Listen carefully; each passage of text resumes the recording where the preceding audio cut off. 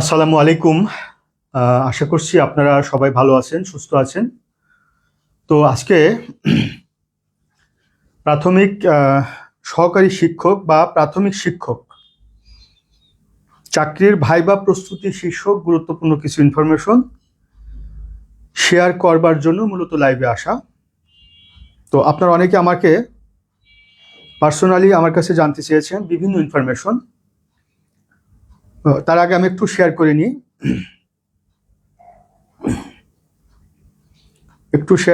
আপনারাও একটু শেয়ার করে নেবেন বা শেয়ার করে দিবেন। আমাদের আজকের আলোচনা হলো প্রাইমারি টিচার ভাইবা প্রিপারেশন, অর্থাৎ প্রাথমিক শিক্ষক ভাইবা প্রস্তুতি। আচ্ছা, তো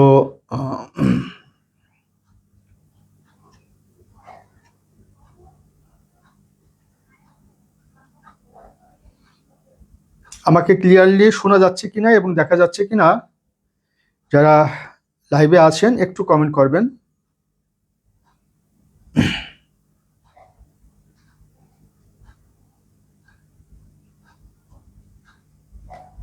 চাকরির ভাইবা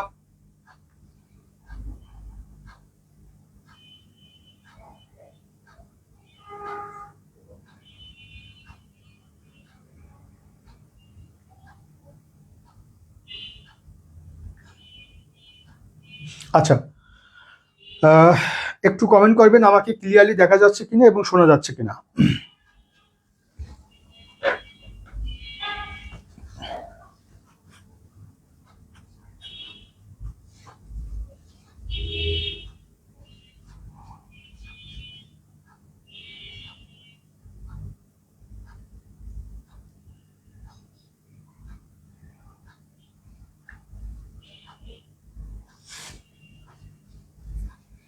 আচ্ছা, আমাদের আজকের আলোচনার মধ্যে প্রথম যে প্রশ্নটি সেটির উত্তর আমি দিচ্ছি যে আপনারা অনেকেই জানতে চেয়েছেন যে আজকে প্রাথমিক সহকারী শিক্ষকের যে লিখিত পরীক্ষাটি হয়েছে সেই পরীক্ষার যে রেজাল্টটি সেটা আজকে ঘোষিত হবে কিনা বা আজকে ঘোষিত হওয়ার কথা ছিল কিনা, এটা একটা প্রশ্ন।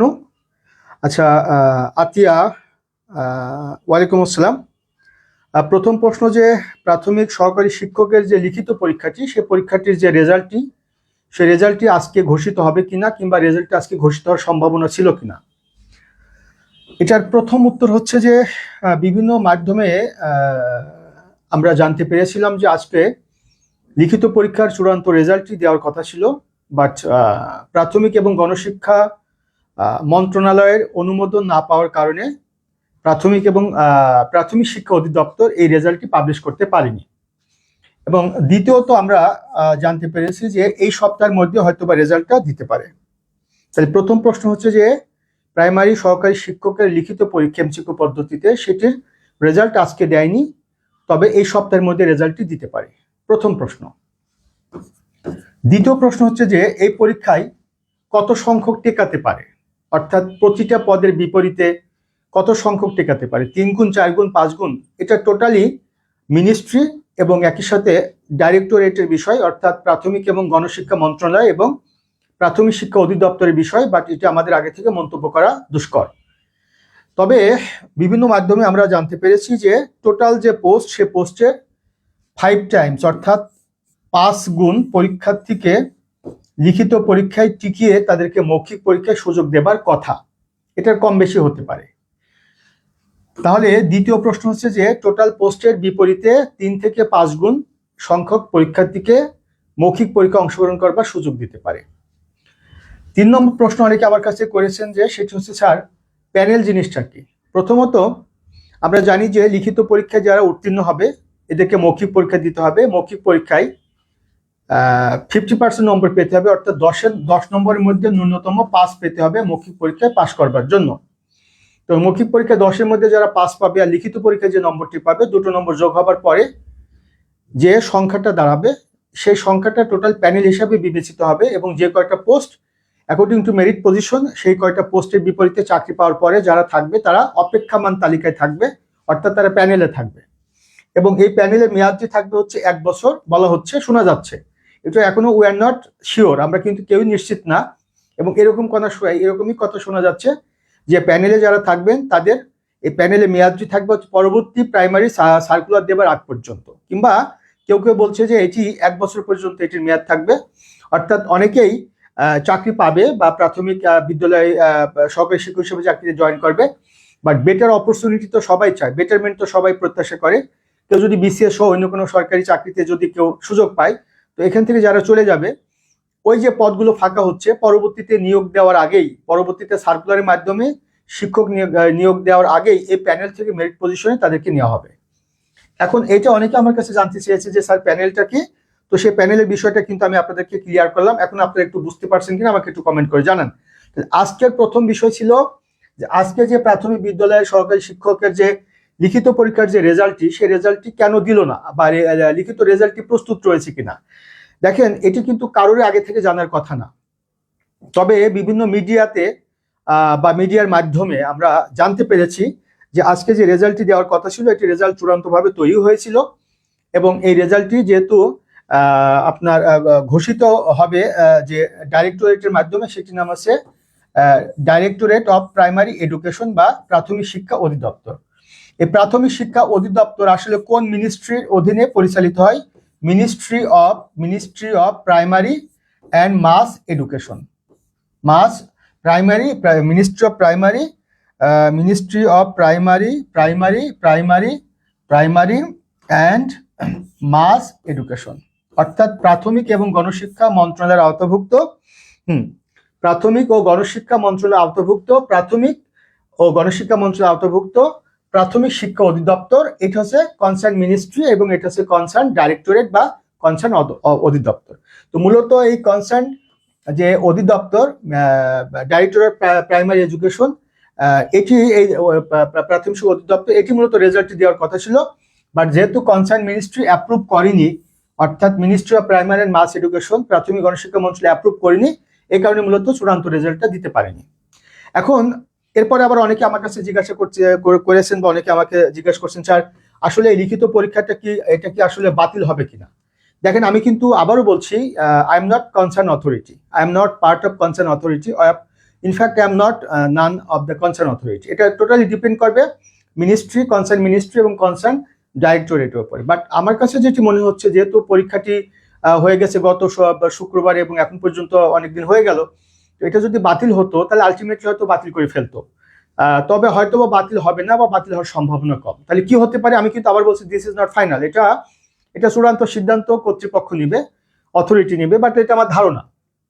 তাহলে কি করতে পারে, আমার ধারণা সেটা হচ্ছে যে যাতে করে এই যে ডিভাইস পার্টি, এটি যদি আলটিমেটলি এটা যদি প্রমাণিত হয় যে ডিভাইস পার্টির মাধ্যমে প্রশ্ন ফাঁস হয়েছে, আমি কিন্তু আবারও বলছি অনেক কথা আছে যেটা আমরা ডাইরেক্ট বলতে পারি না, এটা অথরিটির বিষয়, ডিসিশনগুলো। আলটিমেটলি যদি অথরিটি সিদ্ধান্ত নেয় যে অনেকে হয়তো ক্ষতিগ্রস্ত হয়েছে, সে কারণে হয়তো বেশি সংখ্যকদেরকে লিখিত পরীক্ষায় পাশ করিয়ে মৌখিক পরীক্ষাতে সুযোগ দেওয়া হবে। তবে আমার ধারণা যে মৌখিক পরীক্ষাটা এটা অ্যাজ ইউজুয়াল হবে না, ট্রাডিশনাল হবে না, একটু ডিফিকাল্ট হবে। অর্থাৎ মৌখিক পরীক্ষায় একেবারে রিয়াল ক্যান্ডিডেট কিংবা একেবারে কোয়ালিফাইড এবং এফিশিয়েন্ট ক্যান্ডিডেট জাজ করবার জন্য যথেষ্ট মৌখিক পরীক্ষায় প্রশ্নের প্যাটার্ন একটু চেঞ্জ আসবে। অর্থাৎ সত্যিকার অর্থে সে কি পড়াশোনা করে পরীক্ষা দিয়েছে নাকি কোনোভাবে প্রশ্ন পেয়ে বা যেভাবে হোক সুযোগ পেয়ে পরীক্ষা দিয়েছে, এটি জাজ করবার জন্য মূলত ভাইবারটা হয়তো বা একটু কঠিন প্রশ্ন হবে, যাতে করে যারা আনসারটি দিতে পারবে আলটিমেটলি এটা প্রুভেন হবে যে তারা অরিজিনালি তারা কোয়ালিফাইড, এবং এভাবে হয়তো ভাইবারটা হতে পারে। আচ্ছা, তাহলে এ হচ্ছে মূলত ব্যাপার। এখন অনেকে আমাকে বলছেন যে স্যার কত পেলে আমরা আসলে মৌখিক পরীক্ষায় টিকবো। দেখেন, এটা টোটালি কিন্তু ডিপেন্ড করছে কতগুলো বিষয়ের উপরে। প্রথমত, আপনি যে জেলার অধীনে পরীক্ষা দিচ্ছেন সেই জেলায় কয়টি উপজেলা আছে, এবং আপনার যে উপজেলাটি আছে সেই উপজেলায় টোটাল পোস্ট কয়টা আছে, সেই উপজেলায় কতজন পরীক্ষার্থী পরীক্ষা দিয়েছে। এখন আসেন, আপনার উপজেলায় 15টি পোস্ট আছে। এখন আসেন, আপনার যদি 15টি পোস্ট হয়, তাহলে প্রত্যেকটা পোস্টের বিপরীতে যদি 5 গুণ রাখে, তাহলে আপনার উপজেলায় 75 জন লিখিত পরীক্ষায় টিকলো। এখন এই 75 জন লিখিত পরীক্ষা টিকলো যদি 5 গুণ রাখে 15টা পদের বিপরীতে, এখন এই 75 জন টিকলো 1 থেকে 75তম পর্যন্ত যে হলো, এখন এটা নম্বরের রেঞ্জ কত, এটার উপর ডিপেন্ড করবে। তাহলে দেখা গেল যে আপনি 65 পেয়েও কিন্তু আপনার উপজেলাতে আপনি টিকলেন, কিংবা দেখা গেল অন্য একটা উপজেলায় সে উপজেলায় যারা পরীক্ষায় টিকলো তাদের নম্বরের রেঞ্জ বেশি, তখন দেখা গেল যে তাদের ন্যূনতম তাদের 70 পেতে হবে। কাজে এখানে কত পেলে আপনি টিকবেন এটা যদি আমি বলি, এটা টোটালি এটা ওয়াইজ হবে না, এবং এটা আমার এখতিয়ারও না। এবং এটি যদি কেউ বলে যে এত পেলে আপনি টিকবেন, এটা টোটালি ভুল কথা। তবে যে প্রশ্ন হয়েছে 90 মার্কসের, এবং যদি 5 গুণ রাখে সত্যিকার অর্থে, সেক্ষেত্রে আমি মনে করি 60 নম্বরটা এটা একটা ভালো নম্বর, বা 65 এটা একটা ভালো নম্বর, 60 থেকে 65। এখন এই নম্বরের রেঞ্জে আসবে কিনা এটা আমি জানি না, তবে এটা একটা ভালো নম্বর। এতটুকু হচ্ছে আপনাদের উত্তর। তাহলে আপনারা অনেকে আমার কাছে পার্সোনালি জিজ্ঞেস করেছেন যে প্রশ্নগুলো, সেই প্রশ্নগুলোর উত্তর কিন্তু আমি দিয়ে দিয়েছি, যে আজ কেন রেজাল্টটি পাবলিশ হয়নি। এটার আমি আবারও রিপিট করছি, রেজাল্টটি পাবলিশ করবার জন্য কনসার্ন অথরিটি হচ্ছে ডাইরেক্টরেট অফ প্রাইমারি এডুকেশন, বাংলায় বলে প্রাথমিক শিক্ষা অধিদপ্তর। দ্বিতীয়ত, প্রাথমিক শিক্ষা অধিদপ্তর ছাড়াও ministry of primary and mass এডুকেশনের আন্ডারে আরেকটি এজেন্সি আছে, যেটির নাম হচ্ছে national academy for primary education. এই যে দুটা কনসার্ন এজেন্সি আছে, ministry of primary and mass education, এরা কিন্তু ministry of primary mass education কর্তৃক অ্যাপ্রুভড হবে। অ্যাপ্রুভাল পাওয়ার পরে কিন্তু তারা যে কোনো ডিসিশন ফাইনালাইজ করবে। তো যেহেতু কনসার্ন মিনিস্ট্রি এদেরকে পারমিট করেনি, তাই রেজাল্টটা দিতে পারেনি। তাহলে রেজাল্টটা কবে দিবে? আমরা ধরে নিচ্ছি এই সপ্তাহের মধ্যে রেজাল্ট দিবে। তবে যেহেতু এই প্রাথমিক শিক্ষকদের যেহেতু নিয়োগ প্রক্রিয়াটা আগামী 12 ফেব্রুয়ারি যেহেতু আমাদের ন্যাশনাল ইলেকশন হবে, জাতীয় নির্বাচন হবে, এর আগে যেহেতু এটা চূড়ান্ত রেজাল্ট দিয়ে দিবে, কাজে আমার ধারণা যে রেজাল্টটি দেওয়ার পরে হয়তো মৌখিক পরীক্ষার জন্য বেশি সময় দিবে না। আবারও বলছি যে রেজাল্টটি দেওয়ার পরে মৌখিক পরীক্ষার জন্য হয়তোবা বেশি সময় দিবে না। অর্থাৎ এই সপ্তাহের মধ্যে যদি রেজাল্ট হয়ে যায়, তাহলে হয়তোবা আগামী সপ্তাহের প্রথম থেকে হয়তো আপনাদের ভাইভাটা শুরু হবে, এবং হয়তোবা এক সপ্তাহ ব্যাপী ভাইভাটা হবে, ইন মাই ওপিনিয়ন, এটা মোর অর লেস। এরপর হয়তো চূড়ান্ত রেজাল্ট দিয়ে দিবে। তাহলে আমি বলবো যারা আপনারা 60 থেকে 65 পেয়েছেন, আপনারা ভাইবার জন্য একটু প্রস্তুতি নেন। এটা হচ্ছে আমার পার্সোনাল ওপিনিয়ন বা পার্সোনাল সাজেশন। এখন আসেন ভাইবার প্রস্তুতি কিভাবে নিব, এটা নিয়ে আজকে আপনাদের সাথে কথা বলবো। তো প্রত্যেকের প্রতি আমার হাম্বল রিকোয়েস্ট থাকবে, প্লিজ প্রত্যেকে একটু শেয়ার করে দিবেন। আসিয়া, অনেকে আপনারা কমেন্ট করছেন, আসসালামু আলাইকুম স্যার। ওয়ালাইকুম আসসালাম, আলহামদুলিল্লাহ। অনেকে কমেন্ট করছেন। তো আমি আজকে আপনাদেরকে ভাইবার সাজেশন দিব। আচ্ছা, আপনারা জানেন যে আমি মিলন স্যার, আমি মূলত ভাইবা নিয়ে কাজ করি। বাংলাদেশ সিভিল সার্ভিস পরীক্ষায় ক্যাডার অফিসার হিসেবে যারা চাকরি পেতে চান তাদেরকে মূলত আমি পড়াই। এবং সিভিল সার্ভিস না, সিভিল সার্ভিসের বাইরেও যে কোনো গভর্নমেন্ট জবের ক্ষেত্রে, বিশেষ করে প্রাইমারি চাকরি, এনটিআরসি, সিনিয়র স্টাফ নার্স বা পিএসসি নন ক্যাডার, বিভিন্ন মিনিস্ট্রি, ডাইরেক্টরেট, ডিপার্টমেন্টের যে পোস্টগুলো আছে, এই পোস্টগুলোর জন্য বেসিক যে ভাইবা, এটি কিন্তু সারা বাংলাদেশে প্রথমে আমি কিন্তু ইন্ট্রোডিউস করি এই কোর্সগুলো বা এই ভাইবা কোর্স পড়ানোর ক্ষেত্রে। তো তার ধারাবাহিকতায় আমি প্রাইমারি শিক্ষকদের ভাইভাতে সর্বোচ্চ নম্বর পাবার জন্য করণীয় কি এবং তারা কিভাবে নিজেদেরকে প্রিপেয়ার করবে, এই রিলেটেড একটা কোর্সও শুরু করেছে, এবং অনেকে অ্যাডমিটেড হয়ে গেছে। প্রায় 150 মতো অনেকে যুক্ত হয়ে গেছে এই প্রাইমারি শিক্ষকদের ভাইবা। তো আমি আপনাদেরকে আজকে, তো একজন প্রাইমারি শিক্ষক হিসাবে আপনাকে মৌখিক পরীক্ষায় বা ভাইবা বোর্ডে কি ধরনের প্রশ্ন করতে পারি সেটির একটা সাজেশন দেব। আচ্ছা, তাহলে আমাদের আজকে ভাইবা সাজেশন, টপিকটার নাম হচ্ছে ভাইবা সাজেশন।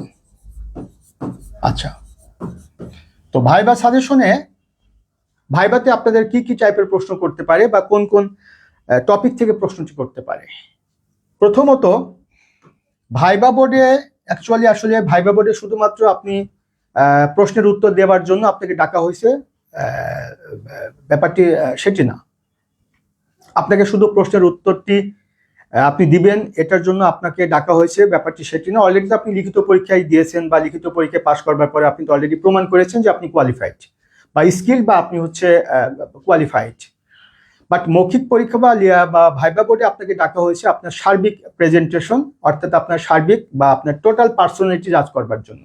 আপনার এডুকেট ম্যানার, আপনার ইন্টেলেকচুয়ালিটি, আপনার ইন্টেলিজেন্স, আপনার ড্রেস কোড, আপনার কোড অফ কন্ডাক্ট, আপনি যে প্রফেশনে যেতে চাচ্ছেন সেই প্রফেশনে যাওয়ার পরে আপনি আপনার শিক্ষার্থীদেরকে কিভাবে আপনি টিচ করবেন, সেটার ওয়েটা কেমন, ইনফ্যাক্ট আরো অনেক কিছু আপনার কাছে জাজ করা হবে। আপনি কতটা কনসাস ন্যাশনাল ইন্টারন্যাশনাল অ্যাফেয়ার সম্পর্কে, অনেক বিষয় সম্পর্কে আপনাকে তারা জাজ করবেন। এবং এখানে হয়তো বা আপনাকে 5 থেকে 10 মিনিট আপনাকে বোর্ডে রাখা হবে, প্লাস মাইনাস বা মোরাললেস।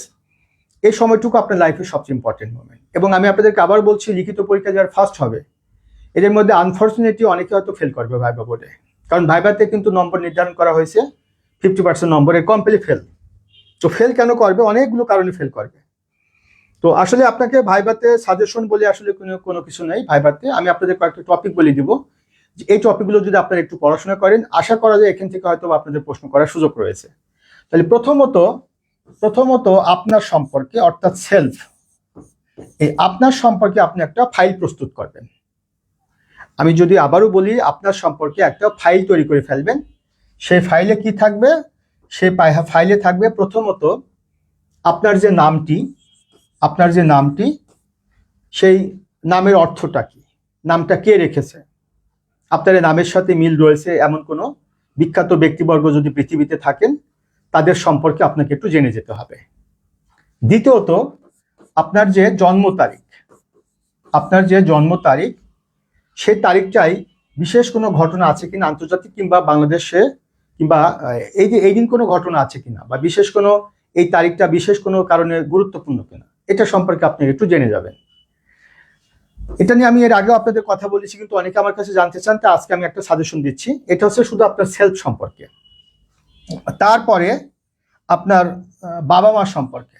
অনেক সময় ভাই বাবা জিজ্ঞাসা করে, হোয়াট ইজ ইউর ফাদার, অর্থাৎ আপনার বাবা কি করেন। তো হোয়াট ইজ ইউর ফাদার মানে হচ্ছে আপনার বাবা কি করেন, দ্যাট মিনস আপনার বাবার প্রফেশন কি, এটা জানতে চাচ্ছে। হোয়াট ইজ ইউর মাদার, আপনার মা কি করেন, এটা জানতে চাচ্ছেন। তো বাবা এবং মা তাদের যে প্রফেশন, সে প্রফেশন আপনাকে জিজ্ঞাসা করতে পারে তারা কি করেন। তো এক্ষেত্রে বাবা এবং মা যাই করুক না কেন, এটা কিন্তু আপনি হাইড করবেন না। আপনি তাদের প্রফেশন কি সেটা আপনি অনেস্টলি তাদের কাছে বলবেন, আপনার বাবা মা সম্পর্কে, তারা কি করেন ইত্যাদি ইত্যাদি। এরপরে আপনার পড়াশোনার যে সাবজেক্ট সম্পর্কে আপনি কি করবেন, একটা ফাইল করে ফেলবেন। আপনি যে সাবজেক্টে পড়াশোনা করেছেন সেই সাবজেক্টের খুঁটিনাটি। তারপরে হচ্ছে আপনার যে শিক্ষা প্রতিষ্ঠান, অর্থাৎ আপনার ইউনিভার্সিটি, বিশ্ববিদ্যালয় বা কলেজ সম্পর্কে আপনি একটা ফাইল প্রস্তুত করবেন। তারপরে আপনার নিজ এলাকা সম্পর্কে এটি বেশি জানার দরকার নেই। জাস্ট আপনার যে হোম ডিস্ট্রিক্ট, আপনার যে উপজেলা, এটি কোনো কারণে বিখ্যাত কিনা, এটা একটা হতে পারে। বিশেষ করে আপনার যেটাকে আমি বলবো যে কোনো নদ নদী আছে কিনা, তারপরে কোনো কবি সাহিত্যিক আছে কিনা এখানে। যেমন আপনার বাড়ি যদি যশোরে হয়, সেক্ষেত্রে আপনাকে প্রশ্ন করতে পারে যে মাইকেল মধুসূদন দত্ত সম্পর্কে, একজন বিখ্যাত কবি সম্পর্কে আপনাকে প্রশ্ন করতে পারে। এরকম ভাবে আপনার বাড়ি যদি বরিশাল হয়, সেক্ষেত্রে আপনাকে প্রশ্ন করতে পারে বিশেষ করে শেরবাংলা লেখক ফজল হক সম্পর্কে, এরকম ভাবে বিখ্যাত ব্যক্তিবর্গ সম্পর্কে। এগুলো যদি আপনি না পারেন, সেক্ষেত্রে বোর্ড কিন্তু আপনি কনসাস না, আপনি সচেতন না, এটা কিন্তু আলটিমেটলি প্রুভেন হবে। তাহলে এই বিষয়গুলো মোটামুটি সম্পর্কে একটু ধারণা নিয়ে যাবেন, বা এটা আপনি নোট করে ফেলবেন। এটা হচ্ছে আপনার সেলফ। আচ্ছা, আরেকটা বিষয় হচ্ছে আপনি দুটো জিনিস রেডি করে ফেলবেন। সেটা হচ্ছে যে একটা হচ্ছে যে অ্যাবাউট সেলফ। অনেক সময় ভাইবা বোর্ডে জিজ্ঞাসা করা হয় যে ইন্ট্রোডিউস ইয়োর সেলফ, মানে নিজের সম্পর্কে আমাদেরকে বলেন। এই কোশ্চেনটা অন্যভাবে হতে পারে, please let us know about yourself, introduce yourself, অথবা please let us know about yourself, কিংবা ডিসক্রাইব ইয়োর সেলফ, এভাবে হতে পারে। আবার অনেক সময় প্রশ্ন করতে পারে যে tell us about your educational background, অথবা let us know about your educational background. শুধুমাত্র এডুকেশনাল ব্যাকগ্রাউন্ড বলেন। তো এডুকেশনাল ব্যাকগ্রাউন্ড এবং ইন্ট্রোডিউস ইয়োর সেলফ দুটোর মধ্যে কিন্তু ডিফারেন্স রয়েছে। ইন্ট্রোডিউস ইয়োর সেলফ বলতে ফরম্যাটটা ইউজুয়ালি কি হবে, এটা ইন্টারন্যাশনালি কোনো রেকগনাইজড কিন্তু কোনো ফরম্যাট নেই।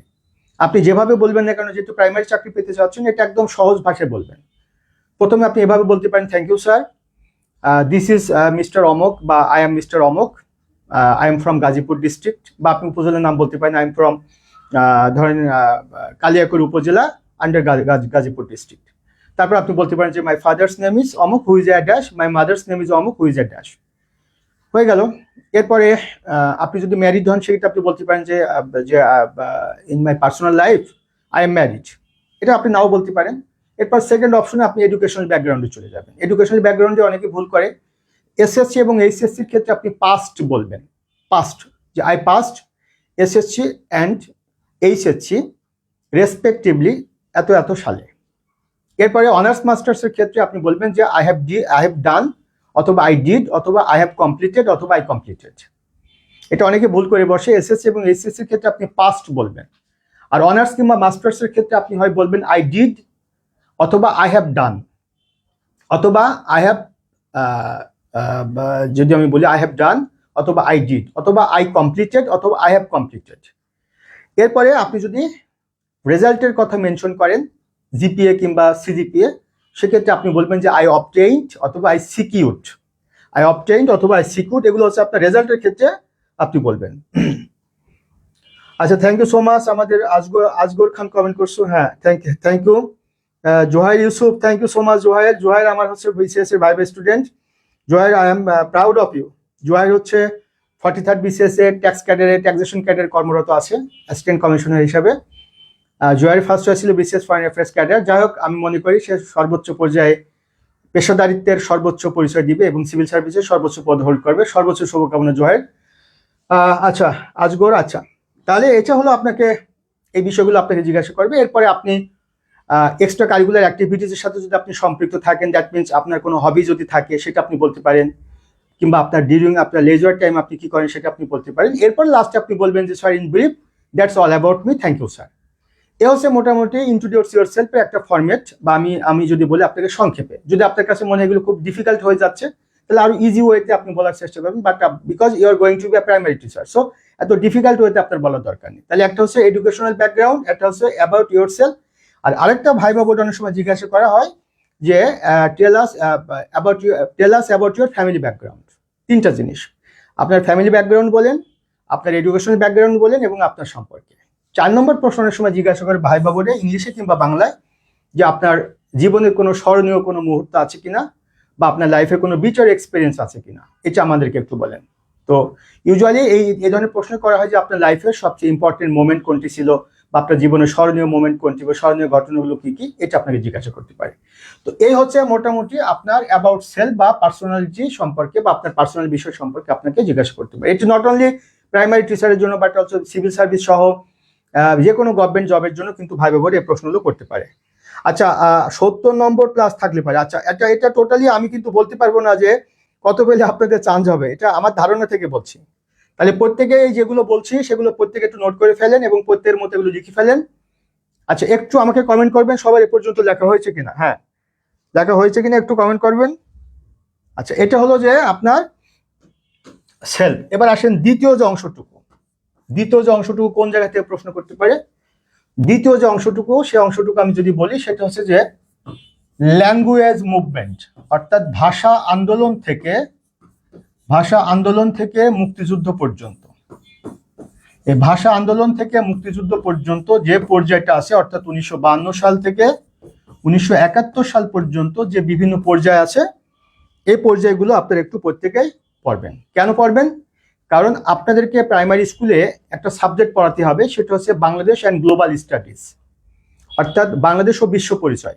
সেক্ষেত্রে আপনি বাংলাদেশের যে হিস্ট্রিটা, বিশেষ করে ল্যাঙ্গুয়েজ মুভমেন্ট থেকে লিবারেশন ওয়ার পর্যন্ত, হ্যাঁ লেখা হয়ে গেছে, ঠিক আছে, বিশেষ করে ল্যাঙ্গুয়েজ মুভমেন্ট থেকে লিবারেশন ওয়ার পর্যন্ত যে বিভিন্ন পর্যায়গুলো আছে, ভাষা আন্দোলন থেকে শুরু করে 71 মুক্তিযুদ্ধ পর্যন্ত, বিশেষ করে যে পর্যায়গুলো কন্ট্রাডিক্টরি না, মানে বিভিন্ন গভর্নমেন্ট ক্ষমতা আসবার পরে হিস্ট্রিতে সেভাবে আসলে রচিত হয়েছে, আমি বুঝাতে পারছি নিশ্চয়ই আপনাদেরকে, সেই বিষয়গুলো না, সেন্সিটিভ ইস্যুসগুলো না, একেবারে যেগুলো রেকগনাইজড এবং যেগুলো অলমোস্ট সব গভর্নমেন্টের সময় যে হিস্ট্রিগুলো আমরা বিলং করি, লালন করি বা চর্চা করি, প্র্যাকটিস করি, সেগুলো আপনাদেরকে পড়তে হবে। বিশেষ করে 1952 সালের ভাষা আন্দোলন, সে ভাষা আন্দোলন সম্পর্কে আপনাকে প্রশ্ন করতে পারে। আচ্ছা, ভাষা আন্দোলনের নাম শুনছেন? জি স্যার শুনেছি। বলেন তো ভাষা আন্দোলনটা কি? এটা একটা প্রশ্ন হতে পারে। ভাষা আন্দোলনটি কেন হয়েছিল? কিংবা কয়েকজন ভাষা শহীদদের নাম বলেন তো। 1952 সালের 21 ফেব্রুয়ারি বাংলা কি বার ছিল, কি মাস ছিল? 21 ফেব্রুয়ারি প্রতি বছর আমরা কি দিবস হিসেবে পালন করি? আমরা জানি আমাদের 21 ফেব্রুয়ারি হচ্ছে মহান শহীদ দিবস এবং আন্তর্জাতিক মাতৃভাষা দিবস। তারপর আপনাকে বলতে পারে যে এই যে আন্তর্জাতিক মাতৃভাষা দিবস, এটা ইংরেজি বলেন তো, ইন্টারন্যাশনাল মাদার্স ল্যাঙ্গুয়েজ ডে। এরপর আপনাকে বলতে পারে যে ইন্টারন্যাশনাল মাদার্স ল্যাঙ্গুয়েজ ডে বা আন্তর্জাতিক মাতৃভাষা দিবস, এটি কোন অর্গানাইজেশন এটিকে বা কোন অর্গানাইজেশনের মাধ্যমে এটি প্রতি বছর পালিত হচ্ছে? তো আমরা জানি যে ইউনাইটেড নেশনসের একটি অর্গানাইজেশন, তার নাম হচ্ছে ইউনেস্কো, অর্থাৎ ইউনেস্কো এটা অ্যাপ্রুভ করেছে বা এটি রেকগনাইজ করেছে যে প্রতি বছর 21 ফেব্রুয়ারিকে আন্তর্জাতিক মাতৃভাষা দিবস হিসেবে পালন করবার জন্য। তারপর আপনাকে বলতে পারে আচ্ছা ভাষা আন্দোলনের সাথে সম্পৃক্ত বেশ আরো অন্যান্য বিষয় আপনাকে জিজ্ঞাসা করতে পারে, বিশেষ করে তমুদ্দুন মজলিস নিয়ে আপনাকে প্রশ্ন করতে পারে। তারপরে ওখান থেকে আপনাকে 1971 সালে মুক্তিযুদ্ধ পর্যন্ত বিভিন্ন যে পর্যায়গুলো, 54 যুক্তফ্রন্ট নির্বাচন নিয়ে প্রশ্ন করতে পারে, 56 সংবিধান শাসনতান্ত্রিক আন্দোলন নিয়ে প্রশ্ন করতে পারে, 62 শিক্ষা আন্দোলন নিয়ে প্রশ্ন করতে পারে। ছেষট্টির 6 দফাটা ওয়ান্স আপন এ টাইম এটা ইম্পর্টেন্ট ছিল, বাট রাইট নাও এটা কিন্তু ইম্পর্টেন্ট না, বা এটা হয়তো প্রশ্ন করবে না। কেন করবে না এই জিনিসটা আপনারা বুঝতে পারছেন। এরপরে 68-র আগরতলা মামলা, এটা হয়তো খুব বেশি ইম্পর্টেন্ট না। 69 গণ অভ্যুত্থান, এটা হয়তো একটা ইম্পর্টেন্ট বিষয়। বিশেষ করে বাংলাদেশে এ পর্যন্ত 3বার গণ অভ্যুত্থান হয়েছে, মাস আপরাইজিং হয়েছে 3বার। 1969 সালে হয়েছে, এবং 1969 সালে হয়েছে, 1990 সালে হয়েছে, এবং 2024 সালে হয়েছে। প্লিজ প্রত্যেকে এগুলো লিখে ফেলেন আপনাদের, এটা এ ভাই বা পড়ে এবারে এখান থেকে প্রশ্ন করতে পারে যে বাংলাদেশে এ পর্যন্ত কোন কোন সালে গণ অভ্যুত্থান হয়েছে। 1969 সালে গণ অভ্যুত্থান হয়েছে, 1990 সালে, 1969 সালে গণ অভ্যুত্থানের মধ্যে আইয়ুব খান এর পতন হয়, 1969 সালে গণ অভ্যুত্থানের মাধ্যমে সাবেক প্রেসিডেন্ট এরশাদ এইচ.এম. এরশাদের পতন হয়। 2024 সালে আপনারা জানেন যে শেখ হাসিনা ক্ষমতাচ্যুত হন 2024 সালে গণ অভ্যুত্থানের মধ্য দিয়ে। এগুলো আপনাকে প্রশ্ন করতে পারে। এরপরে 1971 সালে মহান মুক্তিযুদ্ধ, এই মুক্তিযুদ্ধ নিয়ে আপনাকে হিউজ প্রশ্ন করতে পারে যে মুক্তিযুদ্ধ কি, মুক্তিযুদ্ধটা কি গণযুদ্ধ ছিল কিনা, মুক্তিযুদ্ধের চেতনা বলতে আপনি কি বুঝেন, মুক্তিযুদ্ধ না হলে কি হতো, মুক্তিযুদ্ধ রিলেটেড বিভিন্ন প্রশ্ন করতে পারে আপনাকে। বিশেষ করে স্বাধীন বাংলা বেতার কেন্দ্র থেকে জিজ্ঞাসা করতে পারে, মুজিবনগর সরকার নিয়ে জিজ্ঞাসা করতে পারে, মুক্তিযুদ্ধকালীন যে সরকার ছিল সে সরকারের বিভিন্ন পর্যায়ে যারা দায়িত্ব ছিল সেটা নিয়ে আপনাকে প্রশ্ন করতে পারে। কারণ এই হিস্ট্রিটা আপনাকে কিন্তু আলটিমেটলি আপনার বাচ্চাদেরকে আপনাকে পড়াতে হবে। কাজেই এখানে 26 মার্চ অর্থাৎ 26শে মার্চ আমাদের কি দিবস, তো কমেন্ট করেন তো দেখি 26শে মার্চ আমাদের কি দিবস, কে কমেন্ট করতে পারবেন 26শে মার্চ আমাদের কি দিবস। 26শে মার্চ হচ্ছে আমাদের মহান স্বাধীনতা ও জাতীয় দিবস। এরপরে 16 ডিসেম্বর কি দিবস, আমাদের বিজয় দিবস এবং শত্রুমুক্ত দিবস। 21 ফেব্রুয়ারি আমাদের কি দিবস, মহান শহীদ দিবস এবং আন্তর্জাতিক মাতৃভাষা দিবস। 3টা দিবস আমি বলে দিচ্ছি, আপনাদের প্রশ্ন করতে পারে। সেটা হচ্ছে 21 ফেব্রুয়ারি মহান শহীদ দিবস এবং আন্তর্জাতিক মাতৃভাষা দিবস, আর 26শে মার্চ হচ্ছে মহান স্বাধীনতা ও জাতীয় দিবস, আর 16 ডিসেম্বর হচ্ছে শত্রুমুক্ত দিবস, মহান বিজয় দিবস এবং শত্রুমুক্ত দিবস। এরপর আপনাকে এই হিস্ট্রিগুলো নিয়ে আপনাকে প্রশ্ন করতে পারে। হ্যাঁ, স্বাধীনতা দিবস না, এটা মহান স্বাধীনতা ও জাতীয় দিবস। এরপর আপনাকে বলতে পারে আচ্ছা আমাদের মুক্তিযুদ্ধের উপরে লেখা বা দেশাত্মবোধক একটা গান বলেন তো, কিংবা এই রিলেটেড একটা কবিতা বলেন তো, আপনাকে বলতে পারে। তাহলে এটা গেল ভাষা আন্দোলন এবং মুক্তিযুদ্ধ রিলেটেড। মোটামুটি এই বিষয়গুলো যদি একটু জানেন তাহলে আপনাদের মোটামুটি কমন পড়বে বা এখান থেকে আপনাকে প্রশ্ন করতে পারে। আচ্ছা, এরপরে খুবই গুরুত্বপূর্ণ একটা অংশ, সেটা হচ্ছে যে জুলাই গণ অভ্যুত্থান। জুলাই গণ অভ্যুত্থান বা আমরা যদি বলি যে বিপ্লব 2024, এই জুলাই গণ অভ্যুত্থান বা জুলাই বিপ্লব 2024 সম্পর্কে এবার আপনাদেরকে প্রচুর প্রশ্ন করতে পারে, প্রচুর প্রশ্ন। আচ্ছা, তাহলে কি কি প্রশ্ন হতে পারে? হ্যাঁ, আচ্ছা, এরপরে আপনাকে এখান থেকে কি প্রশ্ন হতে পারে অলরেডি আমি একটা সাজেশন করে ফেলেছি, যেটা যারা আমার এই ভাইবার স্টুডেন্ট তাদেরকে আমি প্রোভাইড করছি। তারপরে আমি আপনাদেরকে বলছি, যেমন আপনাকে প্রশ্ন করতে পারে যে জুলাই গণ অভ্যুত্থানের নাম শুনেছেন বা জুলাই বিপ্লবের নাম শুনছেন, বলেন তো এই বিপ্লব বা এই গণ অভ্যুত্থানটি কেন হয়েছিল, এটা একটা প্রশ্ন হতে পারে। কিংবা জুলাই গণ অভ্যুত্থান বা জুলাই বিপ্লবের পটভূমিটা কি ছিল, এটা হতে পারে প্রশ্নটি। তারপরে এই বিপ্লবের মাধ্যমে আমরা কেমন বাংলাদেশটাকে পেলাম, বা বিপ্লব পরবর্তী কেমন বাংলাদেশকে আপনি প্রত্যাশা করেন, এই বিপ্লবে আপনার সম্পৃক্ততা কি ছিল, বা এই গণ অভ্যুত্থানে আপনার সম্পৃক্ততা কি ছিল, আপনি কি রোল প্লে করেছিলেন। তারপরে আপনাকে প্রশ্ন করতে পারে যে জুলাই গণ অভ্যুত্থানের বা জুলাই বিপ্লবের প্রথম শহীদকে। তারপরে শহীদ আবু সাইদ সম্পর্কে আপনাকে ডিটেল জিজ্ঞাসা করতে পারে। তারপরে জুলাই গণ অভ্যুত্থানে যারা নিহত হয়েছে, আত্মাহুতি দিয়েছে, তাদেরকে কি বলা হয়, জুলাই শহীদ বলা হয়। তারপরে জুলাই গণ অভ্যুত্থান রিলেটেড আরো কিছু প্রশ্ন হতে পারে, বিশেষ করে যেমন আপনার জুলাই ঘোষণাপত্র, জুলাই ডিক্লারেশন কে কবে দিয়েছেন, জুলাই চার্টার কি, এই রিলেটেড প্রশ্নগুলো আপনাকে করতে পারে। তারপর আপনাকে বলতে পারে যে জুলাই বিপ্লব বা জুলাই গণ অভ্যুত্থান পরবর্তী যে সরকারটি গঠিত হয়েছে এই সরকারকে কি সরকার বলে, ইন্টারিম গভর্নমেন্ট। তারপরে আপনাকে বলতে পারে এই সরকার কি বিপ্লবী সরকার কিনা, এরকম প্রশ্ন আপনাকে করতে পারে। আবার বলছি, প্রাইমারি স্কুলের চাকরি পরীক্ষার জন্য ইতোপূর্বে হয়তো এই ধরনের প্রশ্ন করতো না, তখন হয়তো সহজ সহজ প্রশ্ন করতো। বাট আমার মনে হয় এখন কিন্তু আপনাদের প্রশ্নগুলোর অনেকটা অ্যানালাইটিক্যাল টাইপের প্রশ্ন হবে, ইনফরমেটিভ টাইপের প্রশ্নের পরিবর্তে অনেকটা অ্যানালাইটিক্যাল টাইপের প্রশ্ন হবে।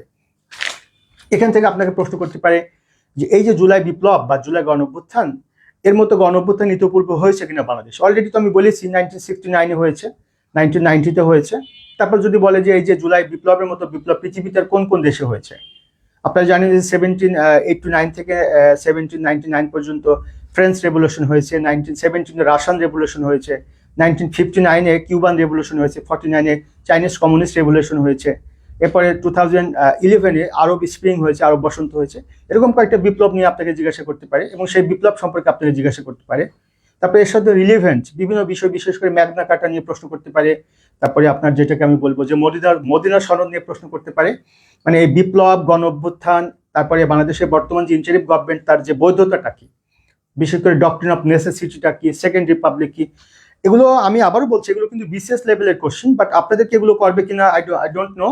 বাট আমার কাছে মনে হয় যে এই প্রশ্নগুলো খুবই প্রাসঙ্গিক, যেহেতু প্রাইমারি শিক্ষকের চাকরি পাওয়ার জন্য একটা সময় কিন্তু যে যোগ্যতা ছিল, এখন কিন্তু যোগ্যতা কিন্তু অ্যাটলিস্ট গ্রাজুয়েট আপনাকে। এবং আপনি জানেন যে যদি 9th পে স্কেল ডিক্লেয়ার করে গভর্নমেন্ট এবং সেটা যদি ইমপ্লিমেন্ট হয়, তাহলে গভর্নমেন্ট অফিসার যারা আছে তাদের স্যালারি স্ট্রাকচার কিন্তু চেঞ্জ হবে। তো একজন এখন তো অলরেডি গভর্নমেন্ট তো গেজেট করে দিয়েছে যে প্রাইমারি স্কুলের হেড টিচার যারা, তারা 10 গ্রেডের সুবিধা পাবে, এবং অ্যাসিস্ট্যান্ট টিচার যারা আছেন তারা যদি পরবর্তী 11 গ্রেড পেয়ে যায়, তাহলে আপনার স্যালারি স্ট্রাকচার কিন্তু চেঞ্জ হবে। সো এটি কিন্তু অনেকটা কম্পিটিটিভ জব হয়ে যাবে।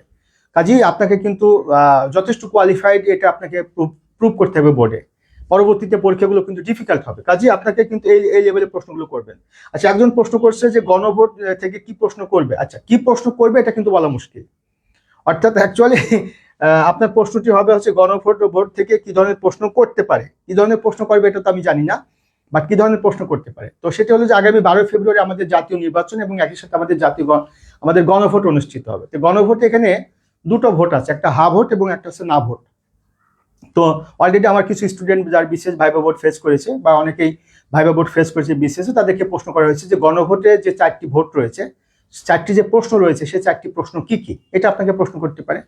তারপর আপনাকে বলতে পারে যে গণভোটে যদি হা জয়যুক্ত হয় তাহলে কি হবে, আর না জয়যুক্ত হলে পারে কি হবে, এটা প্রশ্ন করতে পারে।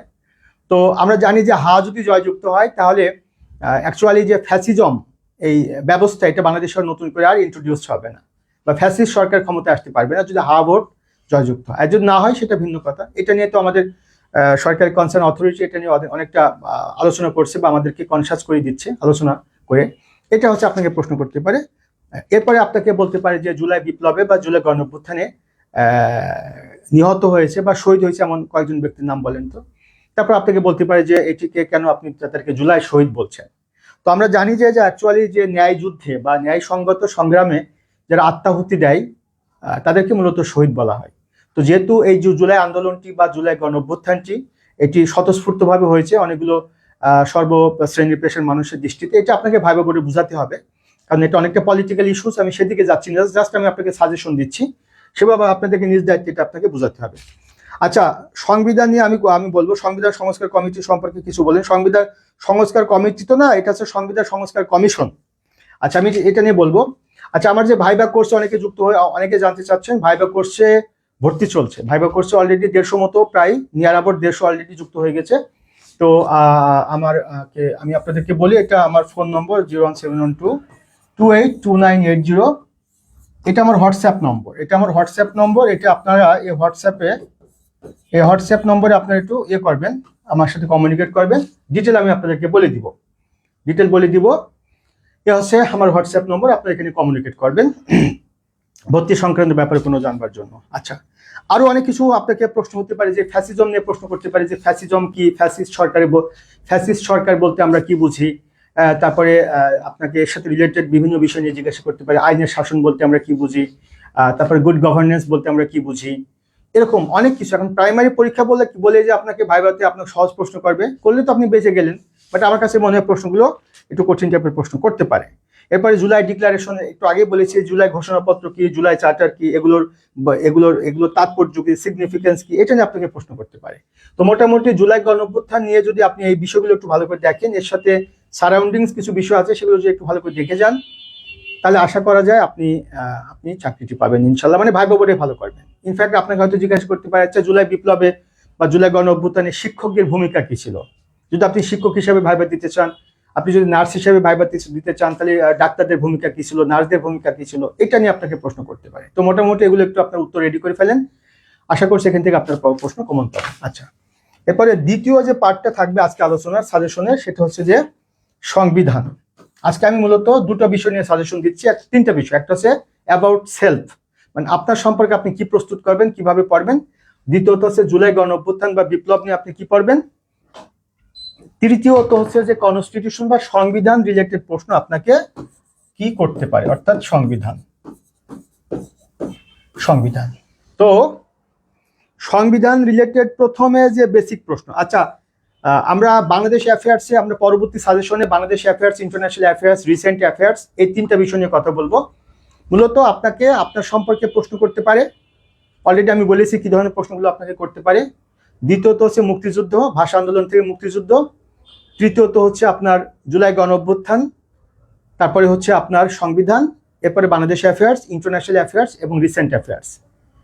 এইগুলোর মোটামুটি আপনার প্রশ্ন কমন আসবে। এগুলোর মধ্যে এই টপিকগুলো 6-7টা টপিক পড়লে আপনি ভাইবা বোর্ডে হয়তো আপনাকে প্রশ্ন কমন পড়তে পারে।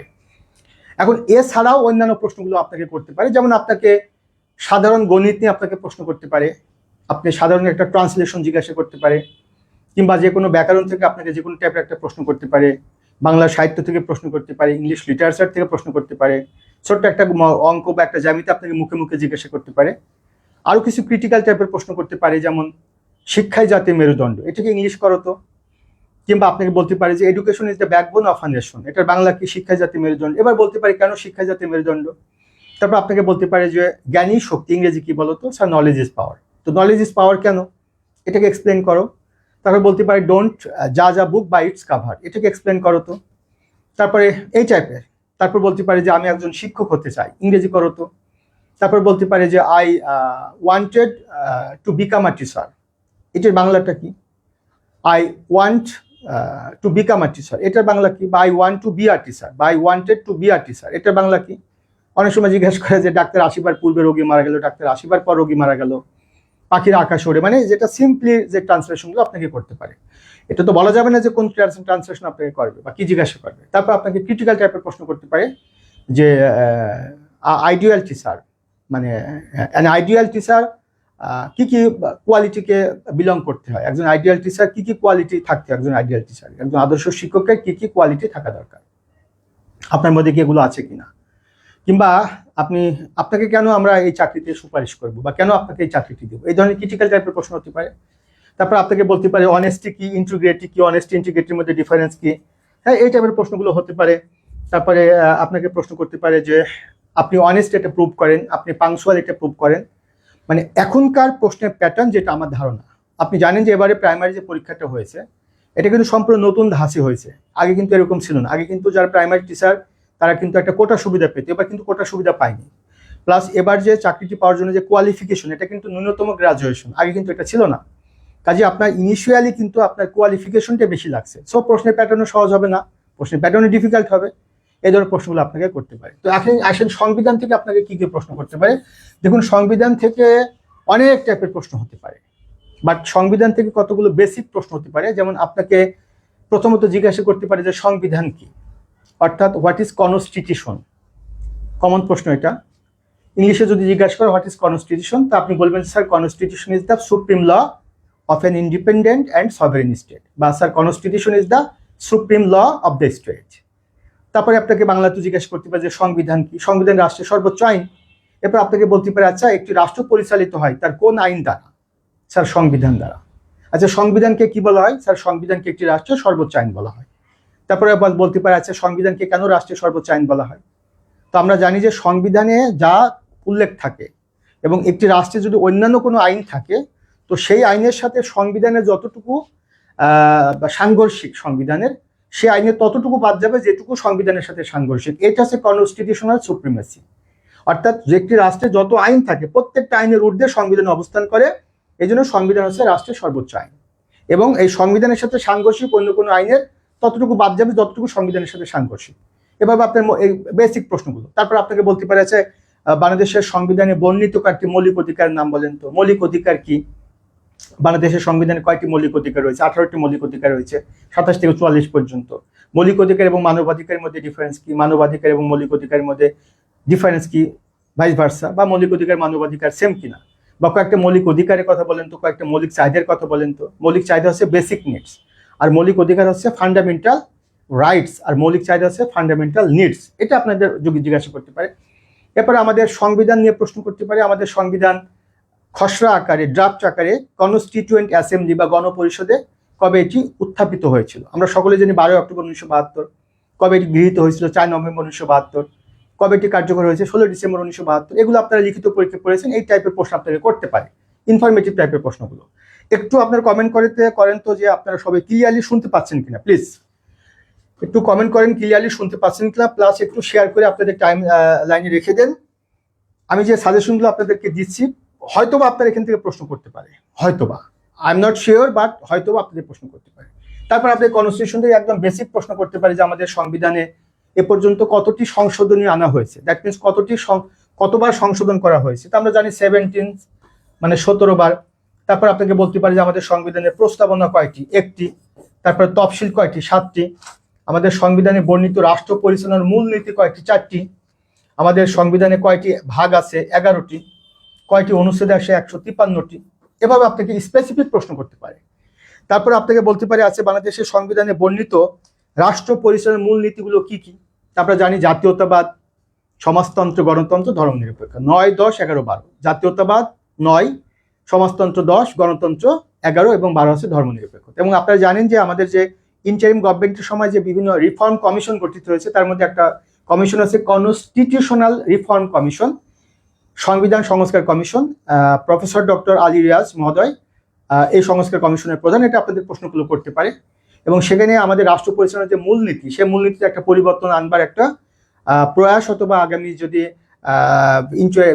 পলিটিক্যাল গভর্নমেন্ট আসে, সেটি হয়তো তারা নিবে। এবং সেটি হচ্ছে রাষ্ট্র পরিচালনার মূলনীতি যে 4টি, সেই 4টির মধ্যে যেটি এখন আছে জাতীয়তাবাদ, সমাজতন্ত্র, গণতন্ত্র এবং ধর্মনিরপেক্ষতা, সেটা হয়তো হয়ে যাবে সাম্য, মানবিক মর্যাদা, সামাজিক সুবিচার, বৌদ্ধবাদ এবং গণতন্ত্র। এইগুলো আপনাকে প্রশ্নগুলো করতে পারে।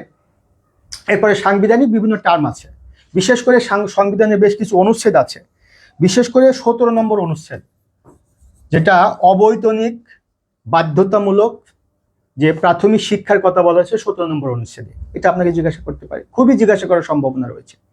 তারপরে আপনাকে 21-2, বিশেষ করে 21-1 এবং 21-2 এই অনুচ্ছেদটি সবার জন্য গুরুত্বপূর্ণ। 21-1 বলা আছে রাষ্ট্রের প্রতি নাগরিকদের কর্তব্য কি, আর 21-2 বলা আছে সরকারি কর্মচারী, কর্মকর্তা বা প্রজাতন্ত্রের কর্মে নিযুক্ত ব্যক্তিদের কর্তব্য কি। বিকজ আপনি একজন গভর্নমেন্ট অফিসার হতে যাচ্ছেন বা একটা গভর্নমেন্ট চাকরি পেতে চাচ্ছেন, সো আপনাকে বলতে পারে আচ্ছা তুমি তো প্রাইমারি শিক্ষক হতে চাচ্ছ, বলো তো দেখি বাংলাদেশের সংবিধান অনুযায়ী সরকারি কর্মকর্তা কর্মচারীদের দায়িত্ব কর্তব্যটা কি। তাহলে বলবেন যে সকল সময়ে জনগণের সেবা করিবার চেষ্টা করা। এটা কোথায় বলা আছে? আমাদের সংবিধানের আমি আপনার 50 ব্যাচের স্টুডেন্ট। আচ্ছা রেশমা পারভিন, হ্যাঁ বুঝতে পারছি, তোমাদের এগুলো আমি কন্টিনিউ করবো ইনশাল্লাহ খুব দ্রুতই। এটা আপনাকে সংবিধান থেকে প্রশ্ন করতে পারে। তারপরে সংবিধান থেকে বিভিন্ন অনুচ্ছেদ নিয়ে আপনাকে প্রশ্ন করতে পারে, তবে প্রাইমারি 4টির জন্য খুব বেশি ডিফিকাল্ট জিনিস না, একদম বেসিক জিনিসগুলো। তারপরে আরেকটা জিনিস প্রশ্ন করতে পারে যে আমাদের সংবিধান মতে কে কাকে শপথ বাক্য পাঠ করেন। মহামান্য রাষ্ট্রপতি, আমরা জানি মহামান্য রাষ্ট্রপতি, মাননীয় প্রধানমন্ত্রী এবং অন্যান্য মন্ত্রীদেরকে শপথ বাক্য পাঠ করান। তারপরে মাননীয় স্পিকার, মাননীয় ডেপুটি স্পিকার, তাদেরকে শপথ বাক্য পাঠ করান। একই সাথে প্রধান বিচারপতিকে শপথ বাক্য পাঠ করেন মহামান্য রাষ্ট্রপতি। তারপর আপনাকে বলতে পারেন যে আমাদের সংবিধান মতে স্পিকার কাকে কাকে শপথ বাক্য পাঠ করেন। আমরা জানি মহামান্য রাষ্ট্রপতিকে আর সংসদ সদস্যদেরকে স্পিকার শপথ বাক্য পাঠ করেন। তারপর বলতে পারে আমাদের চিফ জাস্টিস কাকে কাকে শপথ বাক্য পাঠ করান। সেক্ষেত্রে আমরা জানি আমাদের চিফ জাস্টিস শপথ বাক্য পাঠ করান যে সাংবিধানিক যে পদগুলো রয়েছে, বিশেষ করে আপনার পাবলিক সার্ভিস কমিশনের চেয়ারম্যান, মেম্বার, ইলেকশন কমিশনের ইলেকশন কমিশনার এবং অন্যান্য কমিশনার, এবং আপনার মহাহিসাব নিরীক্ষক এবং নিয়ন্ত্রক, একই সাথে সুপ্রিম কোর্টের অন্যান্য বিচারকদেরকে তিনি শপথ বাক্য পাঠ করান। এগুলো আপনাকে প্রশ্ন করতে পারে। তারপর আপনাকে বলতে পারে যে আমাদের আইন বিভাগের প্রধানকে মাননীয় স্পিকার, তারপরে শাসন বিভাগের প্রধানকে মহামান্য রাষ্ট্রপতি, প্রকৃত প্রধানকে মাননীয় প্রধানমন্ত্রী, তারপরে আমাদের রাষ্ট্রের যাবতীয় কার্যাবলী কার নামে সম্পাদিত হয়, মহামান্য রাষ্ট্রপতির নামে। আপনাকে জিজ্ঞাসা করতে পারে সাংবিধানিকভাবে বাংলাদেশের নাম কি। তো আমাদের সাংবিধানিকভাবে আমাদের নাম হচ্ছে পিপলস রিপাবলিক অফ বাংলাদেশ। তারপর আপনাকে বলতে পারে যে বাংলাদেশের সংবিধানের নামটা কি।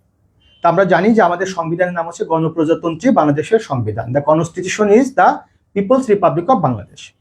তো এখনকার ছেলেমেয়েরা যেহেতু অ্যাটলিস্ট গ্রাজুয়েট এবং তারা পরীক্ষা দিচ্ছে, কাজেই সংবিধান রিলেটেড একেবারে সিম্পল প্রশ্ন করবে না, এটা আমার ধারণা। যদি আপনাদের সিম্পল প্রশ্ন করে তাহলে তো ভালোই, একটু ডিফিকাল্ট হইতে একটু জেনে যান। তারপর আপনাদের বিভিন্ন সংবিধান সম্পর্কে বেশ কিছু বিষয় আছে, যেমন কনস্টিটিউশনাল পোস্টগুলো কি কি, সাংবিধানিক পদগুলো কি কি, কিংবা কনস্টিটিউশনাল অর্গানগুলো কি কি, এটা নিয়ে প্রশ্ন করতে পারে। তারপরে আপনাকে বলতে পারে যে অ্যাটর্নি জেনারেল কাকে বলা হয়, অ্যাটর্নি জেনারেল পরিচয়টা কি, এটা নিয়ে আপনাকে প্রশ্ন করতে পারে। তো মোটামুটি এই বিষয়গুলো যেগুলো আমি বলেছিলাম কনস্টিটিউশন থেকে, এগুলো যদি একটু ভালো করে দেখেন, জুলাই গণঅভ্যুত্থান নিয়ে যে প্রশ্নগুলো বলেছি, এটা শুধুমাত্র প্রাইমারি সহকারী শিক্ষক না, আগামীতে প্রাইমারি প্রধান শিক্ষকের পরীক্ষাটি হবে এবং পাবলিক সার্ভিস কমিশন পরীক্ষাটি নিবে। একই সাথে গভর্নমেন্টের অন্যান্য যে চাকরিগুলো রয়েছে, ইভেন বিসিএস পরীক্ষার অনেক প্রশ্ন কিন্তু এখান থেকে করা হয়েছে বা করা হতে পারে। তো এ হচ্ছে মূলত আপনাদের জন্য আজকে আমি খুব সংক্ষিপ্ত সময়ের জন্য এসেছি এই টপিকগুলো আপনাদেরকে দেবার জন্য। তাহলে অ্যাবাউট সেলফ, আপনার সম্পর্কে আপনি কি কি তথ্য জেনে যাবেন আমি অলরেডি বলেছি। অনেকে জিজ্ঞাসা করছে স্যার সাবজেক্ট নিয়ে কোনো প্রশ্ন হবে কিনা আমাদেরকে। দেখেন, আপনি যে সাবজেক্ট নিয়ে পড়াশোনা করেছেন সেই সাবজেক্ট নিয়ে তো তারা প্রশ্ন করতেই পারে। এখন যদি বলেন স্যার আমি যদি সেই সাবজেক্ট সম্পর্কে উত্তর না দিতে পারি, তাহলে আলটিমেটলি ইট উইল বি মানে কি প্রুভেন হবে যে আমি আসলে ডিসকোয়ালিফাইড? না, আপনার সাবজেক্ট রিলেটেড 6-7 বছর ধরে যে সাবজেক্ট আপনি পড়েছেন, আপনি 1-2 মিনিটে যদি কোনো প্রশ্নের উত্তর না দিতে পারেন, তাহলে আলটিমেটলি আপনি কিছুই জানেন, এটা কখনো প্রুভেন হয় না। কাজেই আপনি টেনশন করেন না, সব প্রশ্ন উত্তর আপনি পারবেন না। ভাইবা বোর্ডের সবচেয়ে ইম্পর্টেন্ট ব্যাপার হচ্ছে আপনি একটা প্রশ্নের উত্তর পাচ্ছেন, কিন্তু সেটা কতটা সাবমিসিভ ওয়েতে এক্সপ্রেস করছেন। আপনি একটা প্রশ্নের উত্তর পাচ্ছেন, সেটা কতটা অ্যারোগেন্ট হয়ে এক্সপ্রেস করছেন। আপনি যদি অ্যারোগেন্ট হন, তাহলে কিন্তু আপনার জন্য নট গুড, মানে গুড নিউজ ফর ইউ। সব প্রশ্ন উত্তর পাওয়ার দরকার না পারলে আপনি সরি স্যার বলবেন, সরি স্যার আমার জানা নেই। এই টাইপের কিছু বিষয় আছে, এডুকেট ম্যানার, আরো অনেক কিছু বিষয় আছে, এগুলো আপনাকে ক্লিয়ার হয়ে যাবেন। তো আপনাদেরকে যে মেসেজটা আমি দিতে চেয়েছি ইনফ্যাক্ট সেটি হলো যে প্রাইমারি চাকরিটিও কিন্তু লোভনীয় একটি চাকরি। তো এই চাকরির জন্য আপনারা অনেকে হয়তো মনে করেন যে স্যার মৌখিক পরীক্ষার জন্য আর কি প্রস্তুতি নেব, ভাইবার জন্য আবার কি প্রস্তুতি নেব। দেখেন, ভাইবাতে আপনার প্রবেশ, অবস্থান, প্রস্থান, educate manner, concentration, eye contract, courtesy, অনেক কিছু ব্যাপার আছে, dress code, code of conduct. এগুলো মূলত আমি যেহেতু বিসিএস স্টুডেন্টদেরকে পড়াই এবং আমার কাছে যারা প্রাইমারি ভাইবা কোর্সে যুক্ত হয়েছে তাদেরকেও এই বিষয়গুলো শেখাচ্ছি। তো আপনারা অনেকে আমার কাছে জানতে চেয়েছেন যে এই বিষয়গুলো নিয়ে একটু সাজেশন দিতে, কথা বলতে, তাই মূলত আজকে লাইভে আসা। আজকের আলোচনাগুলো প্রত্যেকে একটু শুনবেন, এগুলো নোট করে ফেলবেন। আর কোনো কোঅপারেশন যদি লাগে আপনাদের, যে কোনো কোঅপারেশন, যে কোনো প্রশ্ন যদি আপনাদের থাকে, 01712282980, এটা আমার পার্সোনাল ফোন নম্বর। আমি মিলন স্যার, এটা আমার পার্সোনাল ফোন নম্বর, প্লাস এটা আমার হোয়াটসঅ্যাপ নম্বর। এখানে আপনারা আমাকে নক দিবেন যে কোনো টাইপের প্রশ্ন, যে কোনো টাইপের প্রশ্নের যদি আপনি কনফিউজড হন যে স্যার আমি এটা বুঝতে পারছি না, আপনি কর্ডিয়ালি আপনি ওয়েলকাম, আমাকে জানাবেন, আমি আপনার উত্তর দেওয়ার চেষ্টা করবো। আর আমার যে ইউটিউব চ্যানেল আছে Milon's BCS care, Milon's BCS care, এখানে আপনারা প্রচুর ভিডিও পাবেন সরকারি চাকরির প্রস্তুতি রিলেটেড। এই ইউটিউব চ্যানেলটি আপনারা একটু সাবস্ক্রাইব করবেন, দেখবেন, অনেক তথ্য পাবেন। আমরা আগামী পর্বে বাংলাদেশ অ্যাফেয়ার্সে কি কি পড়বেন, ইন্টারন্যাশনাল অ্যাফেয়ার্সে কি কি পড়বেন, রিসেন্ট অ্যাফেয়ার্সে কি কি পড়বেন এবং অন্যান্য টপিক কি কি পড়বেন, এটার উপর একটা লাইভ আলোচনা করব। আজকের আলোচনা এবং আগামী দিনের আলোচনাগুলো যদি আপনারা এই 4-5 দিনের মধ্যে এগুলো রেডি করে ফেলেন, আর ভাইবা বোর্ডে যদি একটু স্বতঃস্ফূর্ত থাকেন, একটু বিনয়ী থাকেন, অর্থাৎ সাবমিসিভ থাকেন, একটু হাম্বল থাকেন, আর বোর্ডের প্রতি যদি ওবিডিয়েন্ট থাকেন, সমস্ত প্রশ্নের উত্তর পারতে হবে এমন কথা না। এগুলো যদি আপনি মেনটেন করেন, আশা করা যায় আপনি ভাইভাতে সর্বোচ্চ নম্বর পাবেন। আমি আবারও বলছি, ভাইভাতে সবাই পাশ করবে না। এই ভাইভাতে না পাশ করবার কারণ অনেক কিছু হতে পারে, এই জন্য আমি কথা বলবো, ভাইবা বোর্ডের এডুকেট ম্যানার নিয়েও কথা বলবো। তো আজকে মূলত এই ছিল আমাদের আলোচনা। তো সবাই একটু কমেন্ট করেন প্লিজ যে আজকের আলোচনাটা আপনারা সবাই শুনতে পেয়েছেন কিনা বা সবাই নোট করতে পারছেন কিনা। একটু অলমোস্ট অনেকে আপনারা ছিলেন ক্লাসে, কয়েকজন একটু কমেন্ট করেন যে আজকের আলোচনাটা আপনারা সবাই লিখতে পারছেন কিনা বা সবাই একটু শুনতে পারছেন কিনা। প্লিজ একটু কয়েকজন কমেন্ট করেন। আচ্ছা, হ্যাঁ, অনেকে ক্লাসে ছিলেন। তো আমি একটু আবারও বলছি, সবার জন্য অনেক দোয়া এবং শুভকামনা from a core of heart. আমি আবারও বলছি, অনেকে আমাকে পার্সোনালি বলছেন স্যার এই যে প্রশ্ন ফাঁস নিয়ে আপনি কথা বলছেন না কেন। আমি গতদিনের কথা বলেছি, আমি সবসময় যারা ডেডিকেটেড বা যারা সত্যিকার অর্থে পরিশ্রমী, তাদের প্রতি আমার সর্বোচ্চ সম্মান এবং শ্রদ্ধা এবং দোয়া সবসময় থাকবে। যারা আসলে যেটাকে আমি বলবো অসৎ উপায়, এই অসৎ উপায় অবলম্বন করে চাকরিটি যারা পেতে চায়, আমি টোটালি তাদেরকে ঘৃণা করি। মূলত যারা পরিশ্রমী আসলে তারাই চাকরিটি পাক, এটা আমি প্রথম থেকে চাই। এবং আসলে I am none of the concern authority, that is Y আমি আসলে কিছুই করতে পারবো না। তবে আমি আবারও বলছি, আমি চাই যে এই ধরনের কথাগুলো বা এই ধরনের কাজগুলো যাতে পরবর্তীতে না হয়। প্রকৃত অর্থে যারা ডেডিকেটেড, কোয়ালিফাইড, তারা আসলে যে কোনো একটা চাকরি পাক, এটাই মূলত আমি চাইবো। আবার বলছি, আপনাদের জন্য সবার জন্য দোয়া এবং শুভকামনা থাকবে। সবাই এগুলো নোট করে ফেলেন। যদি উত্তরে কোনো সমস্যা, আমাকে পার্সোনালি হোয়াটসঅ্যাপে নক দিবেন। আর যদি আপনারা আমার এই কোর্সটি করতে চান, বিসিএস এর ভাইবা বা প্রাইমারি বা অন্যান্য সরকারি চাকরির ভাইবা রিলেটেড কোনো ইনফরমেশন যদি আপনারা জানতে চান, আমাকে আমার সাথে যোগাযোগ করবেন। সবার জন্য from my core of heart অনেক দোয়া এবং শুভকামনা। ভালো থাকবেন। আসসালামু আলাইকুম।